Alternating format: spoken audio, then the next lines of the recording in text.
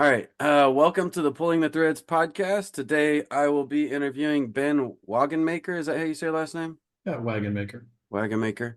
Um, was your ancestor, did they make wagons? I mean, is I'm that sure what they did probably six or seven probably generations ago. yeah. Yeah, so we connected on a couple of the forums on Facebook. Mhm. And you're currently going through a process of conversion. And so yeah, we're just gonna kind of do an interview. Do you want to kind of give a little bit of a background on yourself? First, just kind of like what you do, where you're at, and kind of how you come to this. Sure, sure. Of course, I'll start by saying that, of course, they say there's nothing new under the sun. So I'm sure that some of the things I'll share, somebody out there can relate to it, even if it's just one person. If there's something I say that you can't relate to, that's fine. But someone else will probably relate to it. So that being said, my background is I come from a very, very Christian background. My parents, going back several generations, came from the established church tradition, and my mom came from the Baptist church tradition. Her dad, my maternal grandfather, was actually a Baptist minister for a time. And I grew up in the Baptist church, and I went to a Baptist school from K to 12.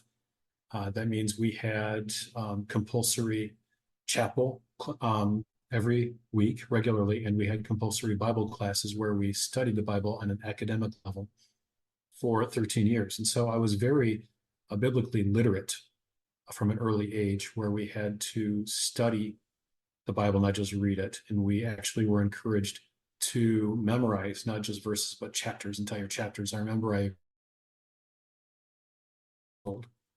and that was part of the standard education of what we did in the Baptist church. They were very heavy on um, the scriptures. And of course, I knew, at least in my mind, I knew the Bible as good or better than a lot of people who went to seminary or went to Bible school after they graduated high school. But of course, in a standard Christian mindset, knowing the Bible, as it were, in air quotes, means knowing the New Testament and knowing the parts of what they call the Old Testament, as much as only to the extent that it confirms what the New Testament says. So basically, like any good Christian, I knew about the Torah, but I really only knew what the New Testament says about the Torah.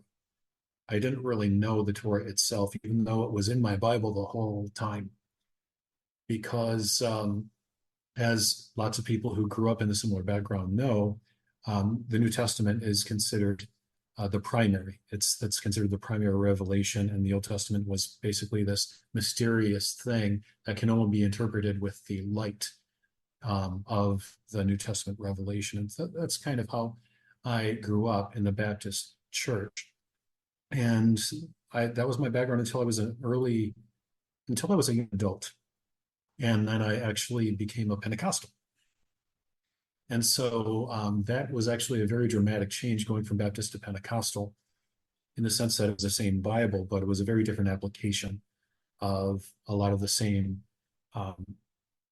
teachings. Um, to make a very long story short, parents were very concerned for me, and of course, Pentecostals tend to be concerned about Baptists and vice versa. And of course, as you and I both know, there are over 40,000 Christian denominations, and they're all concerned about each other's soul. So anyway, I was caught up in that for a while. And in my Pentecostal part of my journey, I discovered really good church music. One thing, I mean, say what you will about Pentecostal churches, they have excellent music. A lot of them have rock bands. They have good music mixes. They have light shows, especially the mega churches. And I visited a couple of mega churches in my time. And I got caught up with that. I was a church musician for years before that, but in the Baptist church, it was not quite as exciting because it's usually a piano or an organ, or at least it was at that time. And then when I became Pentecostal, I actually joined my first worship band. as a keyboard player and really enjoyed it. I was a worship leader for over 20 years. When my wife and I met, we were both worship leaders, and of course, she comes from the same background I have, that I came from. Her parents were both Christians going back a while. Her siblings are Christian. My siblings are Christian. Her cousins are Christian. My cousins are Christian. And so it's very deeply anchored in both my wife and I's journeys. Now, that pretty much brings me up to date up until last year. Okay. Part of, So I kind of want to ask some questions. sure, I don't want to move too fast through everything. of course. Um, I'm gonna ask some questions based on what you said. One, you said you were biblically literate. Mhm. Um, so you had studied, so the New Testament, you're reading, the context, the whole chapter, not just the verse. And yet Absolutely. your view of the Old Testament was more reading verses, maybe that you saw in the New Testament, or where you felt like the verses confirmed the New Testament, but you had not yet started reading the Old Testament and looking at the whole chapter context yet. That is pretty much it. And that is how a lot of biblically literate Christians operate. They're biblically literate to the point where they read the New Testament and they require a lot of integrity when they read the New Testament. It has to be in a context. And I was actually taught to study theology from the standpoint of, and this is something that is carried, that I've carried into Judaism with me, is there is a principle of let everything be established out of the mouths of two or three witnesses. And even in Jewish law, that's when someone is punished or accused of breaking a commandment under Jewish law, there needs to be witnesses. And so theologically speaking, I was taught that every doctrinal point should be established out of the mouths of two or three witnesses. And so what that means is that if you see one isolated verse that seems to confirm a weird theory, you can't just make a doctrine, you can't run and make a doctrine out of one possible interpretation of one verse. If it's going to be authoritative as a doctrine, it has to be established out of at least two or three sources within the Bible. And of course, in the Christian context, it would be in the New Testament. Now, in Judaism, I'm looking at taking the same principle, taking the pashat or the obvious interpretation of a meaning, and if it can be established out of two or three um, verses in the Tanakh, then I'm totally comfortable seeing it as a doctrine, something that's very foundational, something that could be a rule, not the exception. And so that's kind of how I was taught.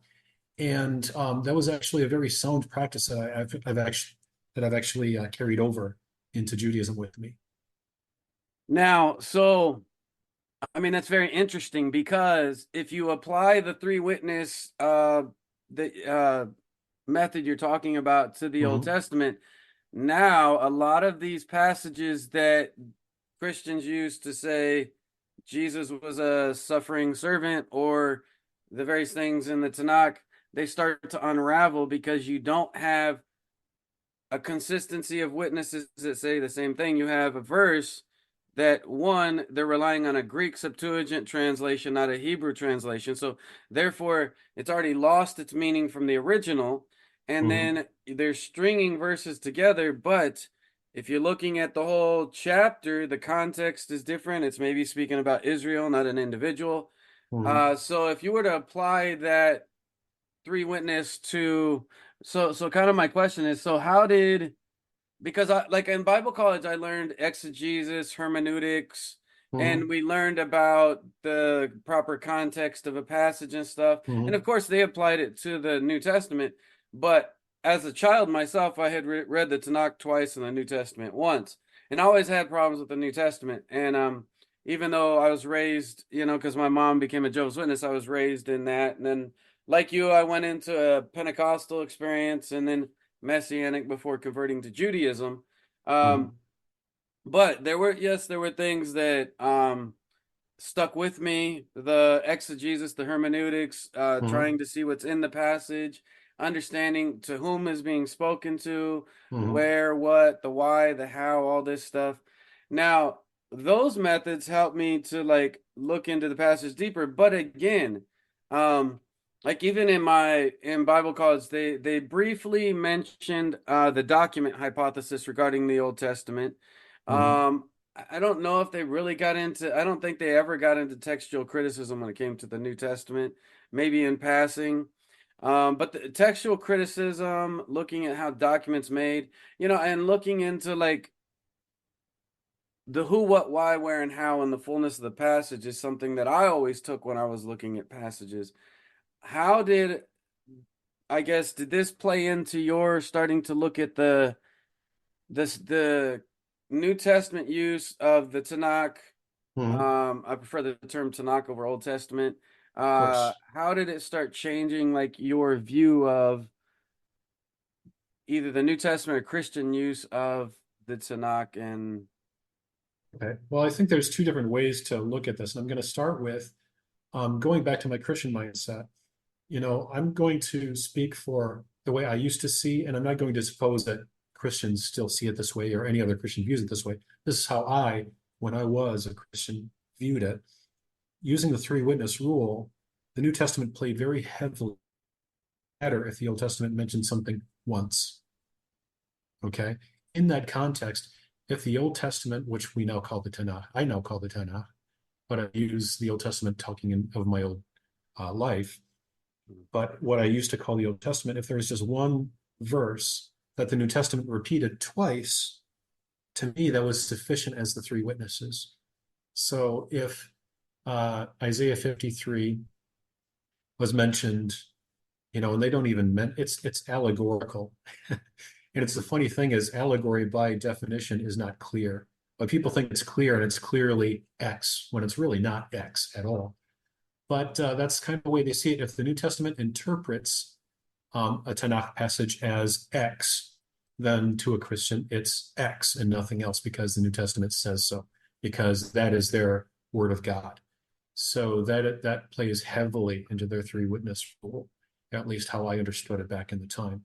Now, fast forward to when the Tanakh started changing for me.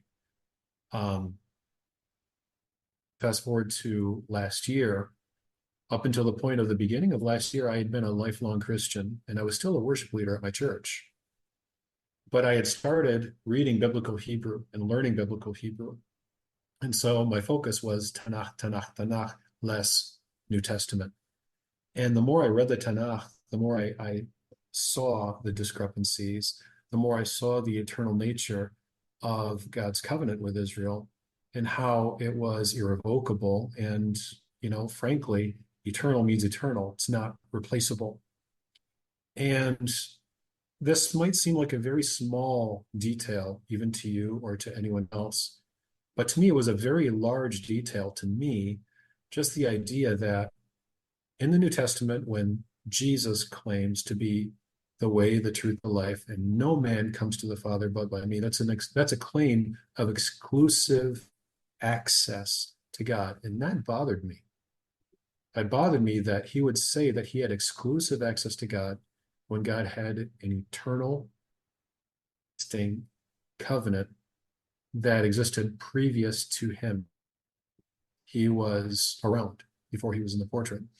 So, and that bothered me so much that, you know, I finally had to reconcile the idea that both cannot simultaneously be true. One has to be true and the other is untrue. So, after probably several weeks of, um, I guess, painful introspection, I decided that the New Testament was not true, and I decided to just follow Torah after that and never looked back. Now, I don't know if you want me to keep going or if you have any questions to clarify.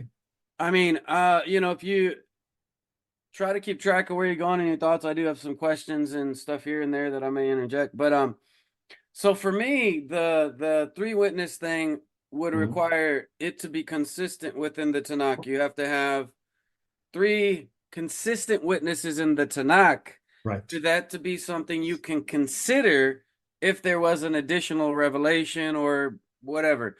Um, Mhm. I find it highly dubious Mhm. to say there's one verse in the Tanakh and there's two to three confirmations in the New Testament. Well, honestly, to me, that would invalidate the New Testament by the simple fact that it's not first confirmed in the text they use for support. Right. So if the New Testament wants to, which I don't subscribe to it as inspired or inerrant. It's a human Mhm. document that Right. the full surviving copies we have are fourth century and beyond, maybe fragmentary before that. We have no original attestation of first century, whatever may have or did not exist, if it even existed. So, I mean, I don't take it as a true infallible word of God, Right. uh, as it's not. It's a human document that we know has had multiple layers of redaction. Right. Um, but all that aside, if we're going to discuss the merits of whether based on its own testimony, one Mhm. of the things that I did when I was converting because my mom became a Jehovah's Witness when I was like 4, that's how I was raised. When I was deciding to leave, one of the first things I did was like, well, let me test the thing against itself to see if it holds to Mhm. be true. Because I was hearing, from Christian apologists that it's a cult and there's this stuff. And so I started researching within its own movement, within itself, to see if it was true to itself. And so that I started looking into their translation of the Bible, the Greek and English interlinear, Mhm. trying to, study the Greek words and what was actually in the Greek text they used for theirs. And I found Mhm. inconsistencies there. So, kind of searching deeper, but something should hold true within itself. When you find Yeah. inconsistencies within itself, then you start have to question it. And I think maybe that's kind of a similar experience you had when you start to get into the Hebrew and you're starting to see some Mhm. inconsistencies. Um, I genuinely feel like if you want to start with you say the Old Testament's your foundation, um, then you need to find a consistent theme that can generally be recognized by the average unlearned mind. It doesn't have to be complicated, strange math, tinfoil hat conspiracy. Well, it says this vaguely, it says this vaguely, this allegory, and then it paints this picture. No, there needs to be three clear witnesses at least for there Mhm. to be a continuing. And if even, if you move into, say, Messianic or other Christians who kind of try to say, um, that it's grafting in this Mhm. this kind of weird thing. Well, you can't graft into something if you disconnect and become something else. Like you're Right. not grafted in at all. If you don't follow the existing revelation and have a consistency within that, then whatever you're doing, you're not even grafted in. You're off in some other existential realm. You're not in that same realm. So I feel like, just for me, like, Mhm. definitely that consistent theme of, yeah, minimum three clearly, like, easily understandable, you would need. um but yeah, um you had made the comment the Old Testament confirms only in reading the verses, whereas the context might have a different meaning. Were there any passages specifically, like in the Tanakh? You did mention the eternal covenant. Were there any other passages when you were studying biblical Hebrew that started to stick out to you as maybe what the text is saying versus what the New Testament or Christianity is saying, didn't line up with what you had been led to believe in your Baptist or Pentecostal experience? Actually, nothing really particular. Just the main passage that bothered me is the one that I mentioned earlier, John 14:6. That's the one that made me derail. That's the one that derailed everything for me. Because if John 14:6 is untrue, then that is a central teaching of what they call the New Testament. And if the central teaching of the New Testament is untrue, then the New Testament itself is untrue. And really, that is the one single passage that derailed my Christianity. That's the single passage. And other than that, I mean, since then I've noticed other inconsistencies, of course. Let's say in the book of Acts, you see two very different, even in the same book. It's funny how, you look at this in retrospect and you see that in Acts, I think it was Acts 9, Paul supposedly has his private vision that no one else witnesses. and there's Acts 9 and there's Acts 22. And don't quote me on this because I don't remember which is which, but in one of the chapters, the men who were with him saw nothing, but they heard a voice. Mhm. But a few chapters later, they heard nothing, but they saw a light. Yeah. And it's in the same book. And come on, I mean, fiction writers are held to a higher standard than that. Right. If The you have a fiction, inconsistency is, yeah. it's crazy because if a fiction writer, I mean, J.K. Rowling, Harry Potter, if she had something remotely that flagrant Mhm. in an inconsistency in her writing, she would be roasted mercilessly online. And that's, I mean, like, and I'm not exaggerating when I say that fiction writers are held to a higher standard. Mhm. And, if you want to accept something as the word of God, come on, have a higher standard at least than that of a fiction writer. Right. I mean, it is fiction, but that's Mhm. another Yeah, story. I mean, classic literature, classic literature. classic That's how I say literature, it. but yeah, You yeah. know, I But still, respect I the New mean, Testament as the classic literature. editorial standards at the time may not have been the same. They didn't have the same access to information that we do. Um, and so it was a lot easier to pass off a lie as a truth back then. Yeah, there was no fact checkers or whatever back in the day. People couldn't just Google whatever just to make sure it was true. Right. But even then, I mean, there were so many inconsistencies, and even when I was a Christian, there were known inconsistencies between the. And again, it goes back to the classic Christian argument, which is why I find laughable these days. They say that, in a court of law, if you have four different witnesses, it's normal and expected for there to be certain inconsistencies between the stories. And if they are exactly the same, it's evidence of collusion. And, you know, that's fine in a court of law. But when you're talking about people that are inspired by God, again, there should be a higher standard. There shouldn't, I mean, I can understand, some people remembering certain details that others didn't remember. But when people remember the same details very differently within the Word of God, it just seems like that's not a high enough standard for the Word of God. And especially when there's inconsistencies in the same book, like I mentioned in the book of Yeah. Acts. Well, but that's a very problematic statement. Like, okay, let's circle back. And that's, there's these claims that are made, and it's like there's cognitive dissonance going on. But Mhm. for a judge to find somebody guilty, there's got to be clear evidence that, beyond a reasonable doubt. So if you have Mhm. four testimonies that are not consistent, they rise reasonable doubt. So you have in a court of law, kind of going back to three, if you have multiple witnesses, you need to have at least three that have the same basic consistent theme that beyond a reasonable doubt, we can say, okay, that's most likely what happened. And maybe the fourth one has, a different story and we can't explain it, but you still have to have two to three people. When I remember looking at law stuff a long time ago, but you have to have a consistency of testimony that will leave you without reasonable doubt.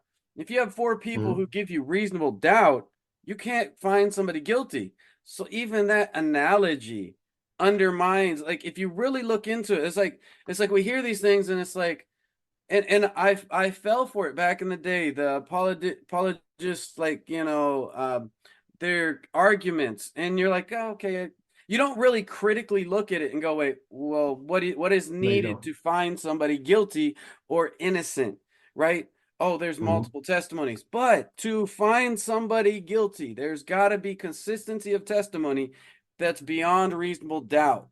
And so I don't know, I fell for these when I was in the Christian world. I didn't critically examine them and go, oh, wait a minute, that's Mhm. actually kind of silly if you think about it. You hear what I'm saying?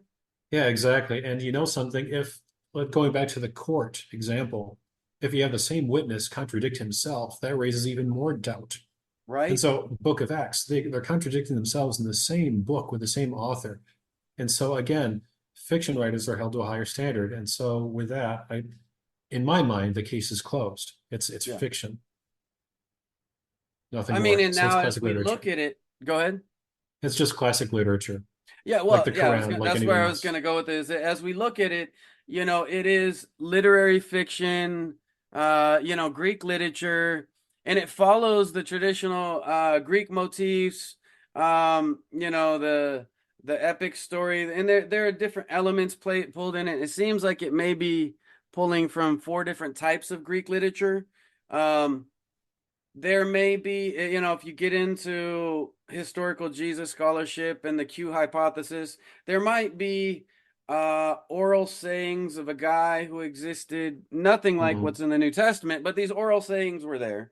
And all you have for most people who look at the first century is there were probably maybe oral sayings of this guy. Hmm. And then you have, in the second century, the first written tradition we have is Marcion finds Paul's letters and his proto gospel he wrote, and then you start having other gospels appear in written form. Of course, Hmm. Christians say they existed in the first century. There's the oral, the wording. It sounds like something that was written in the first century. Yet we have first text Marcion, then we start having other gospels and epistles appearing, and then this textual tradition just becomes this huge thing by the fourth century.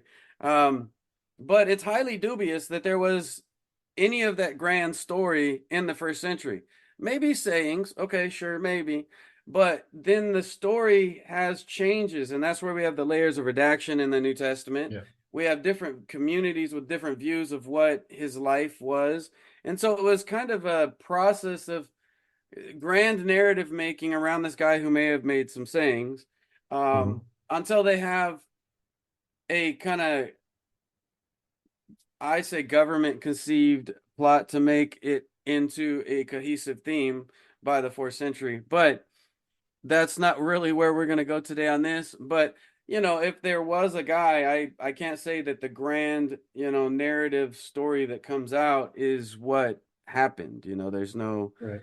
it's again, it's written decades and centuries later, so it's kind of written in a way that's unfalsifiable because you can't go back and you can't go, well, what was said, what was done. You don't have contemporary witnesses, and so it's pretty dubious. Right. Um, Sorry to go on a tangent. I kind of want to circle back to a couple questions on your journey. Hmm. One, you said that you went into Pentecostalism for a while. Oh yeah. What branch of Pentecostalism were you involved with? Oh, it was most recently it was what they call the Pentecostal Assemblies of Canada because I moved to Okay. Canada as a young adult, Okay. and that's They're kind of related to the Assemblies of God, right? yeah, they are related to the Assemblies of God in Because the I U.S. stayed in a hotel in Lucerne, Switzerland that was owned by them when I did some missionary work when I was a Okay. Christian. Right. Yeah, they have a lot of mission organizations that go around the world. So I think Youth with a Mission, YWAM, is one of the organizations that goes all over the world, especially to Switzerland. Yeah, Actually, I did it. I did a traveling performing play, mhm. through like Western Europe that but it was an Assemblies of God thing, but they were kind of working with some of the Pentecostal Assemblies of Canada. Yeah, before I moved to Canada, I was affiliated with the AOG, what they used to call the AOG, the Assemblies of God. Mm. Oh, okay. So it was the classic Pentecostal, speaking in tongues, prophecy, that type of thing, laying on of hands. And, there's a lot of the mega churches you see, on TV where people lay hands and they fall down and, you know, been there, done that. Can't say I'm proud of it, but Mm. I've been there. I know what it's about. So I mean, yeah, I mean that kind of to talk about, similarities and journeys and questions about it. Um, so the thing is well, I've got two questions, a statement and two questions, and I'll kind of start with like the question, kind of get in a statement and then let you answer. Mhm. But one thing is a lot of the Pentecostal Assemblies of God, of course, they have miracles, laying on hands, speaking in tongues is big, but also I've always seen a familiarity with some of the teaching about festivals and the tabernacle and Hebraisms sprinkled in. So one of my questions is how much of that was sprinkled into your Pentecostal experience? Um, and then the other one is the emotionalism and the use of rising and swelling music. to make people excited. Mhm. How much as a former worship leader were you aware of um like John Wimber, the founder of the Mhm. Vineyard Church, Yep. talked about power evangelism, that you don't preach until you get them into a certain state through worship, that they're receptive to the word. Now, that's how he says it, but the rising, swelling of music, the emotionalism, passionate preaching, calling people forward to be touched, the social and peer pressure of you got to fall down to get touched from God almost kind of thing. Like there's an intense it's intentional, it's coerced, and at times Mhm. cooperative, that you're being worked up into this state that you're more receptive to the word and the other one is more receptive to giving money. How much are you aware of that in your experience? Totally, completely aware of that. That was, as someone who was a worship leader, I actually knew of the power of emotional states. And emotional manipulation is a huge thing. They don't call it emotional manipulation because it just sounds too carnal to them. They want to make it sound spiritual. But they would say they wouldn't even call it spiritual manipulation, they would call it spiritual movement. Yeah. And so the emotions help tap into um, your soul, and of course now in Judaism, the soul and the spirit are synonymous. It's the same thing. Whereas as a Christian, I thought there were two separate things. It's kind of an odd theological point that we don't have time to get into. Excuse me. But when you are able to get people emotionally engaged, that's when their soul opens up. Their soul it's going to, whatever you share in that state of emotional swelling, to use your words, whatever you say is going to be much more quickly, much more readily, much more deeply without being questioned. So, what we would do is the job of a worship team is to basically make sure that people are in an atmosphere where they are emotionally open and ready to receive readily without question.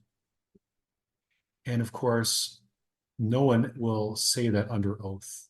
That's essentially what they're doing, is making sure that people are emotionally engaged so that whatever the preacher says is going to be received openly, readily, with very little question because their emotions are open. And when your emotions are open, it's amazing how deeply you can accept something as truth. And so, yeah, I definitely was aware. And, there's a very real truth to how emotions can affect you. When you have music that moves your emotions and it makes you open not only to the words of the pastor, but to divine intervention.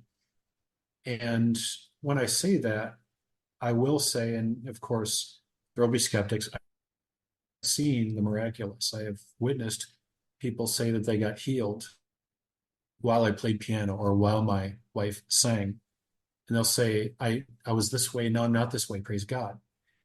And, I still to this day don't doubt that that actually happened because I've realized with time that when God gives you a miracle, it's not to pat you on the back and say, you believe the right thing, so I'm going to bless you. When God gives someone a miracle, it's because he's merciful. It's not because you have the right faith statement. It's not because in one of the 40, you're in the proper denomination out of the 45,000 other denominations, so I'm going to touch Mm. you. So you can believe something totally wrong about God, and God will still be merciful towards you, and he can still give you a miracle because he's merciful, not because you deserve it. Well, I have a completely different perspective, and I'd push back on that a little bit. Mhm. I don't disagree in psychosomatic healing. Mhm. I don't disagree. Mhm. So there are Hindus, like there was a Hindu guy doing kind of like this laughing revival thing. It's kind of where Right. the laughing revival got its roots in Christianity. Came from a Hindu thing. And he would do similar things, preaching, and um, people were laughing and people experienced healing. Okay, so people experiencing psychosomatic symptoms of healing is Mhm. not exclusive to Christianity. No, it's not. It's not exclusive to a religion, and it would take a really long discussion, but there is a majority of the things that people are treated for by doctors are psychosomatic. They're mentally caused Mhm. illnesses. A majority of the things we go to doctors for is stress related. Mhm. Stress can increase anxiety, asthma, depression, all this kind of stuff. So I think is close to 80% of all the stuff that's treated is mentally related stuff. And in psychology, you talk about a moment of catharsis. Mhm. So whatever that point of catharsis is for you, Mhm. um, whether it's, a Hindu doing their prayer, whether it's Benny Hinn throwing a cloth at your face, and you Mhm. falling out, if in your mind you believe that that relieved what is a psychosomatic symptom of, a trauma or a stress in your mind, you believe that relieves it, then your body, even sometimes when you don't actually have a complete healing, because sometimes your Mhm. body will tell you you're okay Mhm. and you'll start to feel better. So I would disagree with the statement that it was God or divine intervention. While that Mhm. is possible, I would say that a majority of, and because I've been part of a lot of healing, revivals, and Mhm. missionary work. And I've never seen a true miracle. I've never seen a person in a wheelchair crippled and walk. I've never seen a blind man see. I've Mhm. seen, I feel like 100% were psychosomatic things, things that could have been treated Mhm. with antibiotics, things that could have been treated with proper mental health and proper Mhm. emotional, stability. Um, I've never seen a true miracle. Yeah, and I don't doubt that. I mean, with someone else, when someone else recounts what happened to them, there's no way to know for sure. Mm, And of course, people are going to be skeptical, but I'll say that there was one point where I had a lump somewhere and it went away, mm, So maybe it was God, maybe it wasn't. But either mm, way, if it was God, it's not because I believed the right thing. God can mm. show his mercy to anybody in any religion. Yeah. Well, So I don't want anyway, to spend too much time on that, right. But your other question about Yeah. messianic Mm, influence, there was a little bit, honestly, and it was actually quite recent.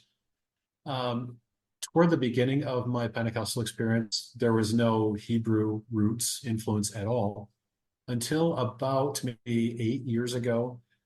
There was a French-speaking church that my wife and I helped minister at sometimes, and they invited us to do music, ministry, and translation because we're in a French-speaking environment.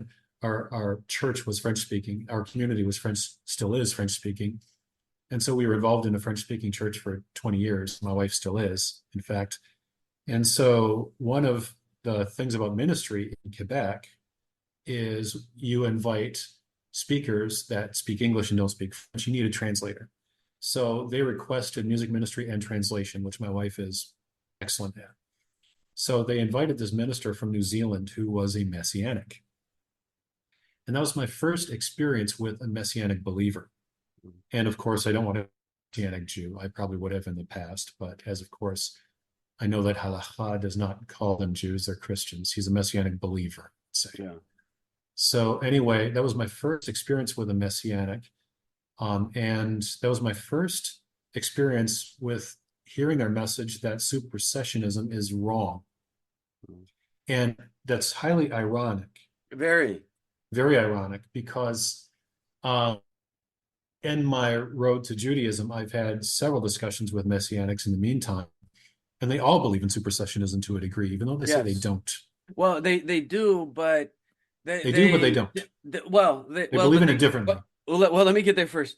But they do, but it's highly convoluted because Mhm. they don't want to get into the antinomianism of Paul where he does away with the law, so now we got to kind of keep some of the law.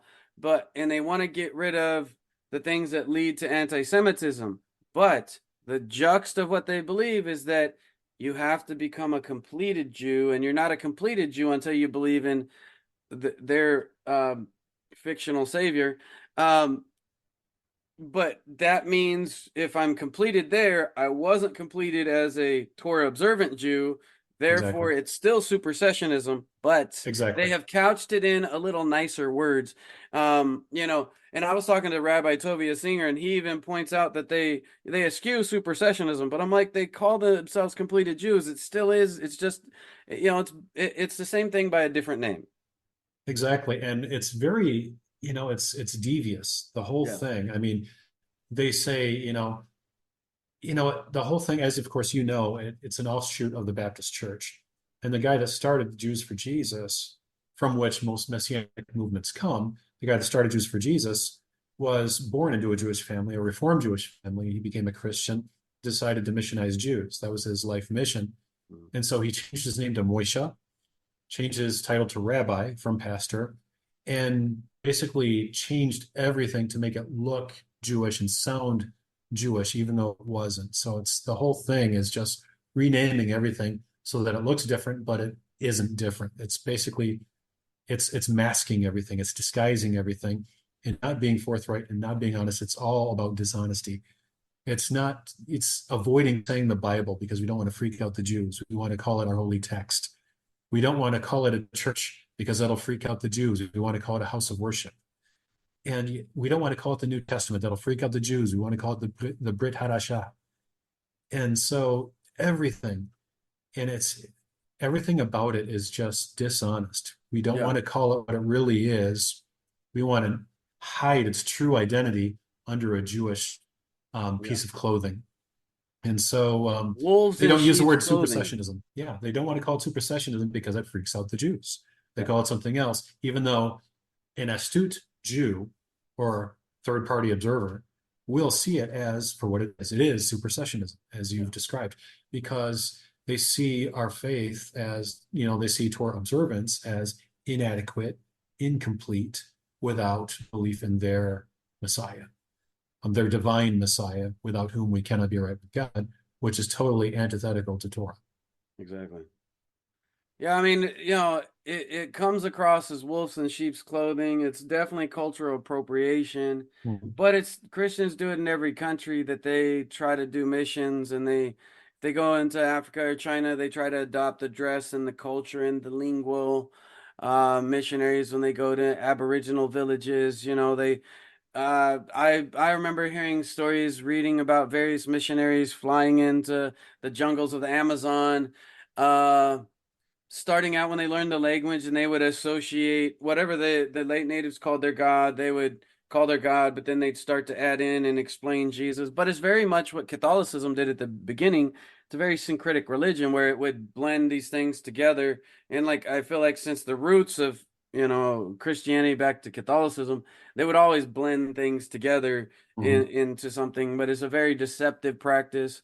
The thing that always stuck into my mind and was kind of a jux of my transition, I was involved with Dr. Raymond Gannon. He was part of Jewish Voice in the King Seminary. He was one of the ones who had founded so he came out of the Assemblies of God. He founded a Messianic congregation in the 70s or something like that in LA. Um, because there's the Baptist ones, and then there's the ones that kind of come from the Pentecostal background and come to the Messianic Jewish um, background. And anyways, he had talked about dressing up, and he's a Gentile who has not converted, but he talks about dressing up as more Orthodox than the Orthodox to convert him.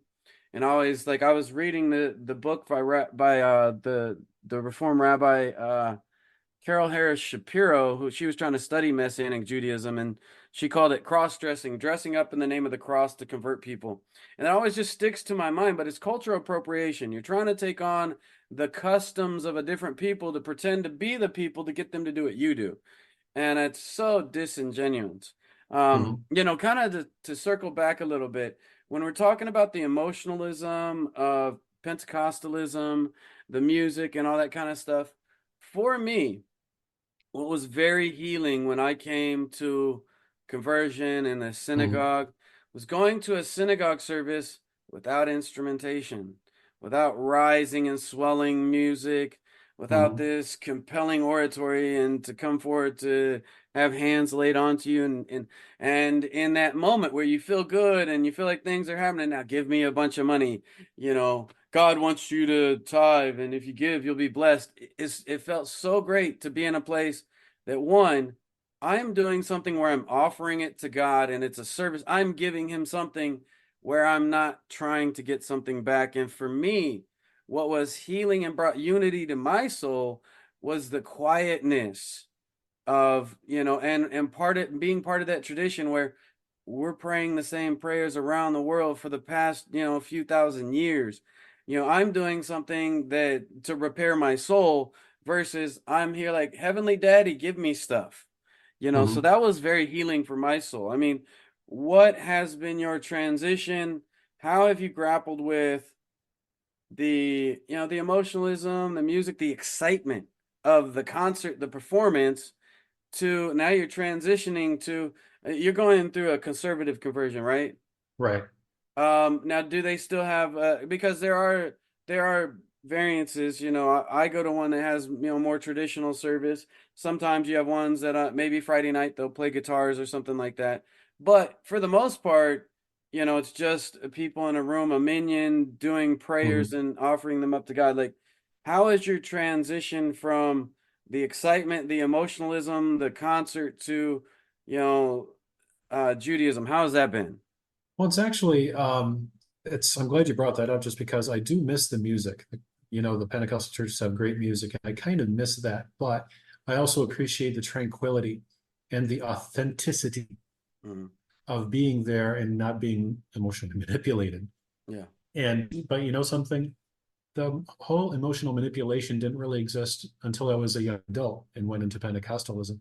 In the Baptist church, it was all about Bible, Bible, Bible, Bible, Bible, and less about emotional manipulation and less about music. There was some music, but not as, there was some passionate preaching, but not as much of it. It was a lot of Bible study, Bible, Bible, Bible, Bible, Bible. And so I had that balance that a lot of Pentecostals didn't have. And a lot of Pentecostals, I'm just going to throw in a tangent for just a moment. Um, I'm not going to name who she is, but there was a woman that I know very well, and she would frequently say, God doesn't want your mind, he wants your heart. And that's very common in Pentecostal churches to believe that. But in my Baptist rooted mind, I would say, well, God gave me both a mind and a heart. Why would he not want both? Mhm. And of course, in Judaism, it's the same thing. God gave you both a heart and a mind. He wants both. But, when you offer your heart, make sure it's sincere and not, the product of emotional manipulation from, I don't know, a preacher that is preaching after some really beautiful music or whatever. So I offer God my heart, but it's not after a period of great rock music that has lifted my soul to the point where, I'm ready to, I'm ready to be excited and receive whatever God has for me. It's going to be something that, it's going to be consensual, if we want to put it that way, on a mental level. And to me, I prefer that just because to me, the mental level, the intelligence level is the bed from which my emotions are based. If I have an emotion, it's ultimately based on something that I believe to be true. So there's a foundation of intellect somewhere within that emotion. So to me, the intellectual level is even more important than the emotional level. So I don't mind not having that emotional manipulation because when God feeds me through the Torah with my intellect, that intellect is going to be the basis from which my emotions are going to come in the future. And so, whether or not I make a decision based on emotions or logic, to me, logic is a more, I guess, I hate to say it this way, but it's more logical because that's the basis for all my emotions. So I've learned to appreciate that over the last year or so of going to synagogue. Even though I'm tempted to miss the show, the music, the lights, um, I miss it on a level where, I miss the fun aspect of that. Yeah. Yeah. But at the same time, I have a very deep appreciation for the intellectual stimulation that I get from reading the Parsha or having it read or chanted really in Hebrew, followed by the Haftarah in Hebrew, Mm, and following along when I can't catch up with the Hebrew because they're reading so fast, I can, still feed my intellect by following along in English. And then that intellectual foundation, you know, is going to carry me um, not only intellectually, but emotionally. mm, And so I've learned to appreciate that. And I hope that explains, hope that adequately explains to you at least mm, I guess, the transition from less emotion and more intellect and my appreciation of that change. mm. I mean, I mean, you're essentially going to a rock concert. Who doesn't like to go to a rock concert with their favorite artist? I mean, Right. it one, you are encouraged to put your hands up, put your all into it, to dance, to in a way express yourself. I do martial arts, so Bruce Lee, he said art of expressing yourself honestly. So Mhm. you try to get people opened up, hands up, giving all themselves. So there's a part of you, even if you're giving yourself up to some imaginary, that it feels good. If I'm just like letting myself be, right? Everybody wants acceptance, whether or Right. not, and so it's offer of acceptance, but it's got now when we get into, and we're not going to do that today, but you get into the theology and the foundation, it's not there. Right. But it feels good to open yourself up, to be free, you know, those experiences feel good. But feels good when somebody does the same thing at a Beyonce concert or a Jay-Z concert. So it's not the experience itself is not religious, though it's in a religious setting. But you're convinced by the people telling you from the stage it's religious, though I know personally that the churches I went to were concerned about air conditioning because certain levels facilitated the Holy Spirit better than others, which was comedic to me. Just the thought of it put me on the floor like, God needs an air conditioning unit? Are you kidding Mhm. me? You've got to Mhm. be kidding me. Now, it was enjoyable, but I enjoy a good concert too. I mean, so it's not that it's not. And yes, part of me is like, it'd be nice if maybe there was a truly Jewish movement where maybe they had elements of that. It would be kind of nice. But, halakha when it comes to playing instrument on Shabbat, the reform and conservative, they'll make room for it. Reform more than conservative on that, but they still tend to be a little traditional on their usage of music. Um, Part of me is like, if we could blend a little bit of the vineyard music with conservative movement, it'd be a fun service. But that's not traditionally the Jewish way. So I, but it is enjoyable. Mhm. But I want to touch on something you said though. Cognitive emotive or cognitive behavior theory deals with like cognitive emotive theory. It's your thoughts lead to your emotions, lead to actions. Right. Now, when people get you to bypass your thought, get into emotionalism, they can control your action. Whereas if it's a thought that leads to emotion, then you're more in control of your action. So, personally, I prefer to my emotions line up with my thought than be led into an emotional state to be led by another person. Um, I don't want to dwell too much on it because I kind of want to transition into what's your experience been as you're, going through conversion. Um, when I was going through, I was doing various experiments on, keeping kosher, working on being Shomer Shabbat, observance of the festivals. My rabbi, he was a conservative rabbi. He had come to part of his Jewish experience was through the Reconstruction movement. But the shul itself was an independent minyan, but my conversion was conservative. Um, but because it came from Reconstruction, it was more of a make Judaism your own and personalize it for yourself. And so we did all these experiments. It was kind of cool, kind of Uh, Plus we did Musar, which kind of is a spiritual tradition I really enjoyed. What has your experience been as your, you know, uh, taking on kosher, Shabbat? Like what has your Okay, experience been as you've been going through conversion? got it. I'm going to qualify what I'm about to say by saying working closely with my rabbi on this. Mm, And so people are going to probably disagree with a lot of how I see things or how I've been going about my conversion. But, you know, my Yiddishkeit, my conversion to a Jewish lifestyle, is basically under supervision between myself and my rabbi.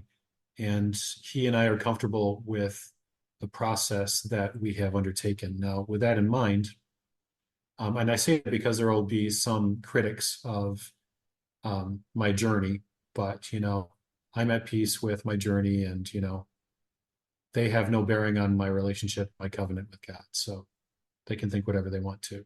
That being said, my rabbi was raised Orthodox. He was raised in an Orthodox home, but he is conservative, and I believe he's been conservative for several years, at least 20 years. And of course, our shul is conservative, egalitarian. But of course, we are a little bit stricter in some areas, like the fact that we don't have instrumentation on Shabbat services. And since he was raised Orthodox, he's very strict about, at least in shul, no cell phones on Shabbat. Don't take pictures in Shabbat on Shabbat in the shul. Very strict. When we have a meal after the service, it's always kosher. And of course, he will encourage all of his members to keep kosher and Shomer Shabbat to the best of their ability. mm, Now, what that means for me is I live an hour away from my shul. mm, First questions I asked him when I approached him for conversion is it a problem if I live an hour's drive away from shul? And he immediately told me that, well, the conservative movement since the 60s has allowed driving to and from shul on Shabbat and Yom Tov mm. only. You don't drive everywhere. You can drive to shul and back. Yeah. And so I live an hour's drive away. I drive to and from shul. So he is okay with that. I'm okay with that. The other thing is with keeping kosher.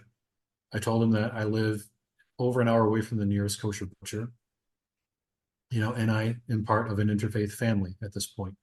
My second question to him, when I started talking to him about conversion, was, is the problem that I have a non-Jewish wife? I've been married to my wife. At the time, it was a little more than 20 years. Now it's over 21 years. Mm, And he said, no, in his shul, that's fine, because with halacha, there is room for a single Jew to convert with no family who may or may not ever have Jewish kids. And so why should not there be room for a member of a couple to convert by themselves who may or may not have Jewish kids? So in his opinion, it's the same thing. He's had experience with converting one member of a couple with a non-Jewish spouse in the past. He won't marry an interfaith couple, mm, but he will allow one member of a couple to convert. So there's a difference there. So that's the case with me. And since my wife is still a devout Christian, I am officially in an interfaith household. So that affects my Shomer Shabbat. It affects my kashrut, keeping kosher. And so my um, kashrut journey, my journey to keeping kosher with my rabbi, is basically do the best you can with what you have. And of course, do the best you can doesn't mean don't worry about it at all. No, it means that, within the bounds of shalom bayis. Since in any interfaith couple, shalom bayis takes precedence. Shalom bayis is peace at home.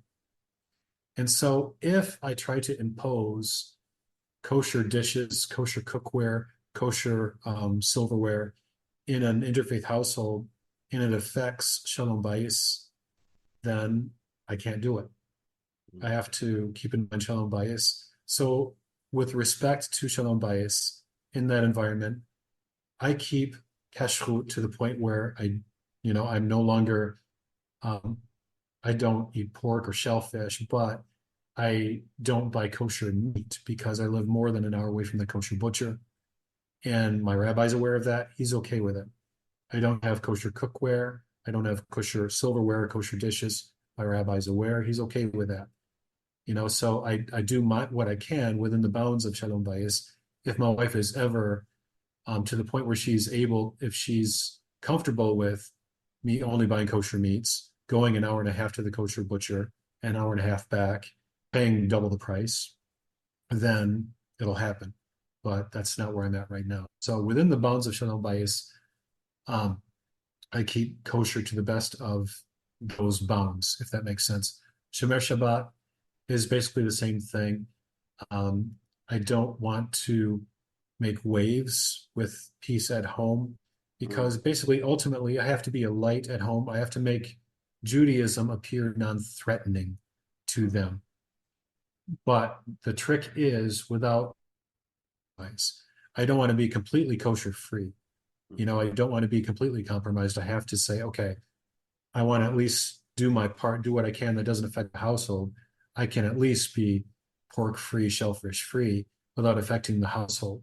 mhm. But in Shomer Shabbat, I can get away with not using electronic devices and have it not affect anybody. And that's so far that seems to be working out so far. And again, Orthodox Jews are kind of probably pulling their hair out at me saying all this. But Yeah. where I'm at with my rabbi and me, and as long as I am doing the best that I can, not putting it aside, but making a concerted effort to actually do it within the bounds of Shalom Bayis, then my rabbi's happy, I'm happy, and that's where I'm at as far as Shalom Bayis and Kashrut and Shomer Shabbat. Okay. I guess I was lucky when I went through conversion. My wife and son went with me, and Mhm. so we were able, to transition to kosher dishes. And Yeah, um, we never lived close enough that we had to drive to shul. So I mean, yeah, but conservative has accepted that right. for, like you said, since the '60s. So you try to keep kosher style. You Yeah, don't eat pork. Have you stopped mixing milk and meat? Where I live, so Trader Joe's has kosher meats. There's a Ralph's over here that a kosher meat section. But then again, San Diego has a large Jewish population. right. So I've an ease of access to kosher meats. My city has a Jewish population of one You? that I know of. Oh, There's nothing kosher. There's okay. halal, but there's no kosher Yeah, yeah. within an hour's drive. Halal is not kosher, Right. but It's the closest thing, but it's not yeah. kosher. Well, they don't always drain the blood and salt the meats though. Sometimes they just bless No, the meat. So the it's not the same. now It's the closest thing, but it's not kosher. I yeah. realize it's not kosher. Do you know how to cashier your meats? Like you I do can know how to, but I've okay. spoken to Mm, people who do it for a living, and they say if you buy non-kosher meat, there's no way to make it kosher. Even if you kasher it, if you mm, buy it non-kosher, kashering it does not make it kosher. mm. I've always had access to the meats, but I know that like they were telling me when I went through conversion that you can drain it and salt it and do it yourself. But always an option. But as long as you're working with your rabbi and he's okay with things, Yeah, everybody has their own journey. How does your wife feel about your conversion and she is growing more and more, I guess, tolerant. I'll say uh, passively tolerant. She was very kind of resentful at the beginning, mm, and it's grown into a passive tolerance. It took a long time for her to allow me to buy Shabbat candles.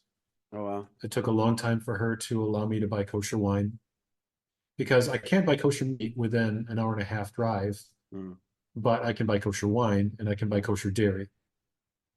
So, and of course, fruits and vegetables, you don't really have to worry about it. So I yeah. don't worry about it.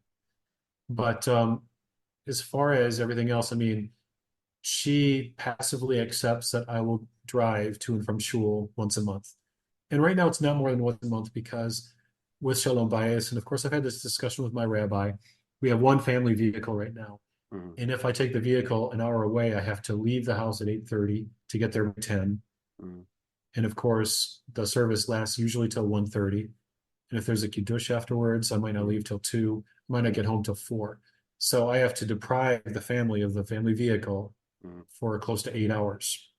So with respect to them, I can't go to shul more than once a month. So when I go to shul, she's passively tolerant of the fact that I will go to shul once a month. She's passively tolerant of the idea that I cover my head Mm. and I wear a kippah under my cover. She doesn't like my kippah. Um, Is she a and Christian? Does she come from a Christian background? oh yeah, she's very devout. She's still a Does she worship not leader. know that in the New Testament Jesus is said to wear talits and tassels and It doesn't matter. doesn't matter.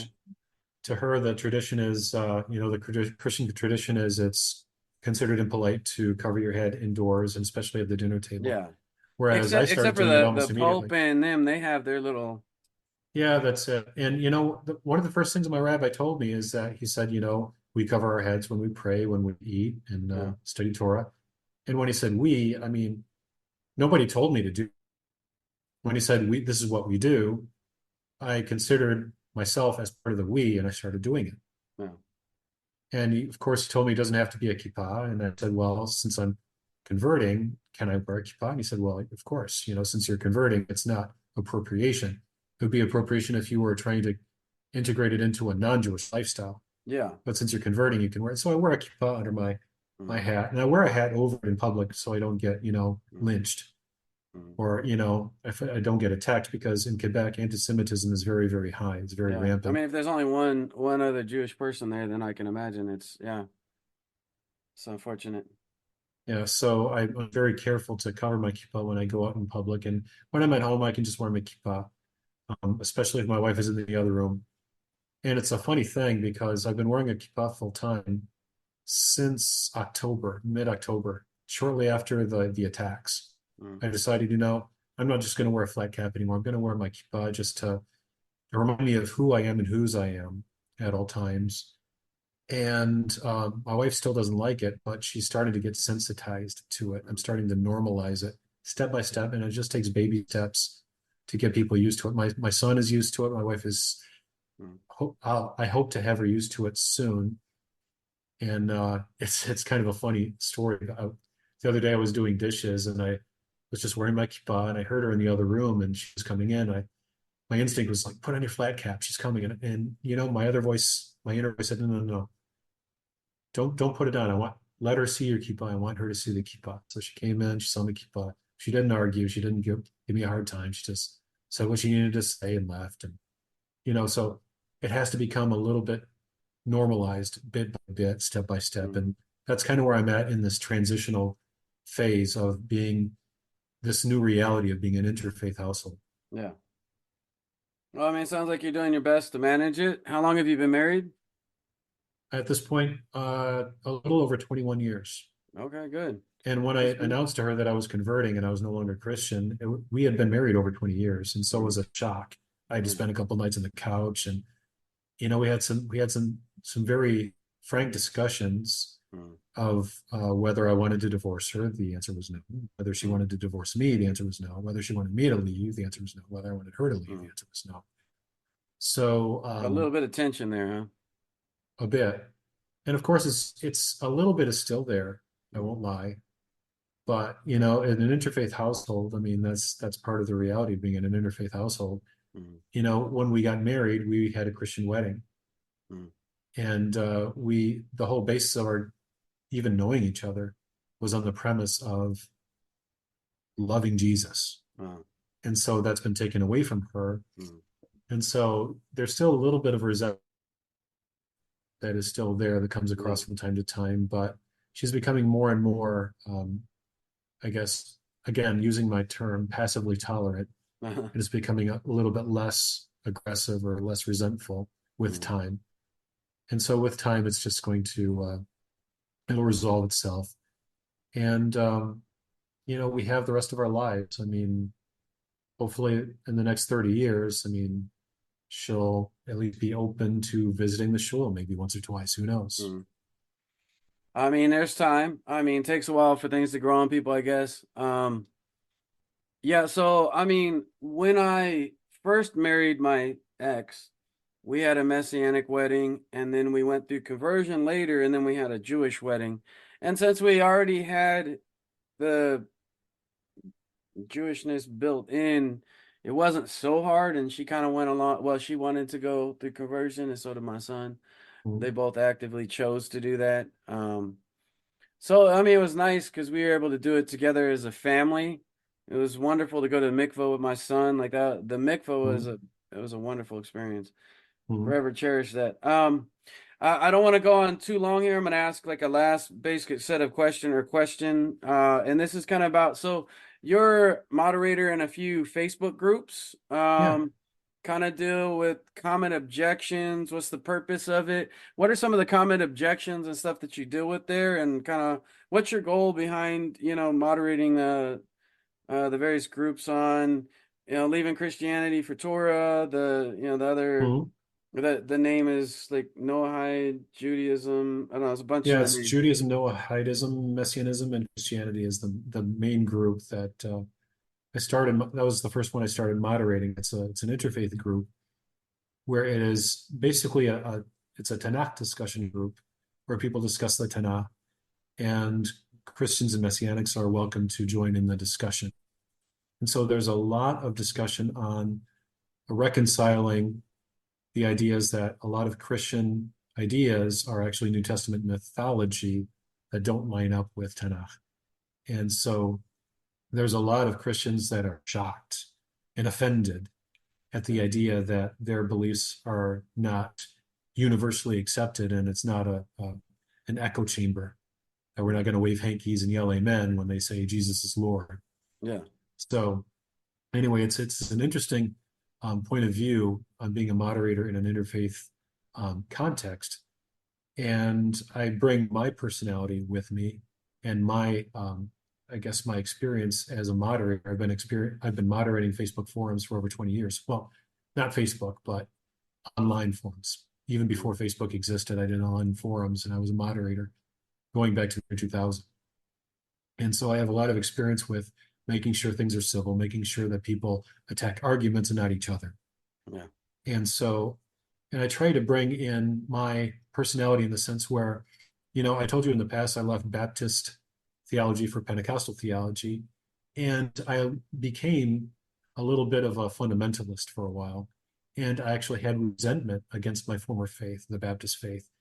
And it took me years to get over my resentment toward Baptists. And it took me a while to get over the fundamentalist personality. So when I made the transition from Christianity altogether to Judaism, I had the same focus. I wanted to keep the same lessons with me. I basically told God, I don't want to be fundamentalist, Mhm. and I don't Yeah. want to hold hatred Yeah. toward my former faith because a lot of the people, you know, I can hate the teachings or disagree or strongly dislike the teachings, but I can't hate the people. There's some great people, great sincere Yeah. people who are just sincerely wrong. Yeah. And so I try to encourage people to have the same approach in their interfaith dialogue, and I try to demonstrate the same thing. And so when as a Christian, I try to do my best to question, to challenge their arguments without insulting them. And of course, since Christians are accustomed to being agreed with all the time, they get offended when their ideas are challenged, often, not all of them, but often, very often, too often, in my opinion. I have to tell them, hey, look, I'm challenging your opinion. I'm not insulting you. And sometimes they'll realize that I'm making sense. Sometimes they'll just pick up their toys and leave. But my goal in interfaith dialogue is to challenge opinions, challenge belief statements while remaining civil. Because if you push people away, they're not going to listen to the truth. Mhm. If you insult them and mock them, they're going to pick up their toys and leave. They're not going to stick around long enough for it to hear what you have to say, let alone listen to it and try to make it make sense. And my job, as a converting Jew at least, is to be a light. And I can't let my light shine. People are not going to see my light if I'm just making fun of them all the time. A light they have to be drawn to it. So I'm not going to mock them as a person. I might playfully mock a belief system or challenge a Mhm. belief system No. or a faith statement or an opinion. Mhm. I might go so far as to call it New Testament mythology, even though they don't like that. But it'll make them think, okay, is this really a myth? There's usually I use certain words deliberately to get people to provoke thought Mm. because God invites us to reason together. And so that's really my whole focus and my approach toward interfaith dialogue in Facebook. Hopefully that answers your question. Yeah, I mean, you seem to have a pretty balanced attitude there, and I mean, when I got into Christian apologetics when I was involved in Christianity, so I don't know if I ever got to like the fundamentalist phase, but I definitely was into a phase where I was heavily into apologetics. Mhm. But when I got eventually to the point of converting, I got to the point when I converted to Judaism, I just want to be a human being. Mhm. Uh, I mean that I enjoy the life that I exist in, and you know, if the light shines, it shines through. I don't know, the goodness of like me as a person, what I experience as a person versus me trying to convince other people of what I believe. It's very interesting. Like I had no plans to start like this whole podcast blog thing. Um, because I converted 2014. So it's like 10 years now, right? Um, I had no plans of doing this at all. Um, and then somebody, because I was engaging, I on a few of the forums there just started answering and dealing with questions because I've been to Bible college and ministry and all these things. So I have information in my head I just wasn't using, and I started interacting with people. And then I started getting podcast interview requests, and I'm like, okay. And after doing that, then I was talking to other people and lined up some interviews and stuff. And like my goal in this isn't to convince people of the truth, but to share things I learned on my journey for those interested in going on a similar journey themselves. Whether people do what I do or something differently is irrelevant to me. Like, I've found things helpful on my journey, so if I can share things that are helpful to others on their journey as they question, look at things through reason, try to have a sound mind, try to be grounded, look at facts and history, not just what people want to tell us. So I mean, I've tried to have more of a holistic approach, understand people's emotional mental state, that people are, they good people strongly believe things they've been led to believe that may not be Mhm. true. They're good people. They want to do good. It's why they believe it.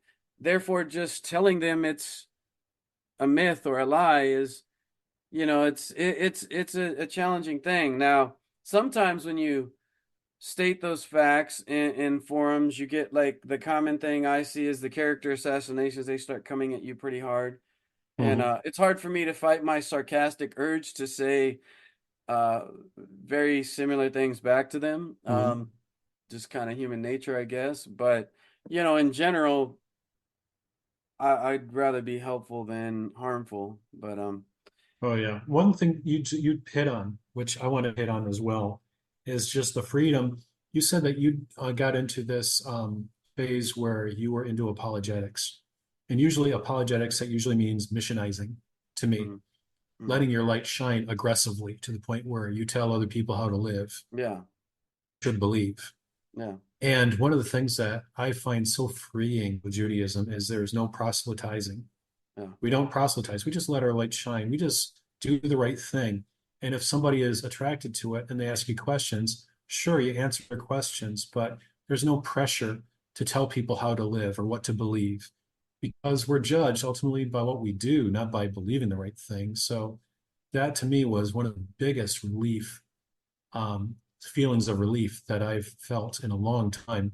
Just no pressure to have to go out and, win souls or anything like that. yeah. Yeah, it's nice Love to it. not have to, it's funny. They talk about works in the law. It's nice to not have to work for God, to Yeah. go out and have to try to convince and convert people. It's funny how Christianity creates a false dichotomy. yet they create new works and new laws, but that's a different Yeah. discussion for another day. So I want to thank you for coming on here. It's been a good Mhm. conversation. I'm glad we got to connect like this. Is there anything you want to say last minute, like wrapping up here? Like, No, nothing really to add other than if anyone is listening out here on your podcast and they feel like they would like to um, consider Judaism as an option, if they're not satisfied with Christianity or they see discrepancies that they're not familiar with, talk to Jeremiah, reach out to Jeremiah, or reach out to myself, reach out to a rabbi. There is no commitment when you do that. It's just reaching out, asking questions. There's no obligation to become a Jew if you do that. And so, if you feel like you have questions, you see a light that is intriguing, and you want more information, again, reach out to a rabbi that you know of, reach out to Jeremiah, reach out to myself. We'd be answer any questions you may have. all right, great, excellent. Well, thanks for coming on today. Thank you for listening to this episode of the Pulling the Threads podcast. We're at the pleasure to interview Ben Wagenmaker. Make sure you like, subscribe, and follow, and share this podcast everywhere you can. And I want to thank you for tuning in. Have a great day.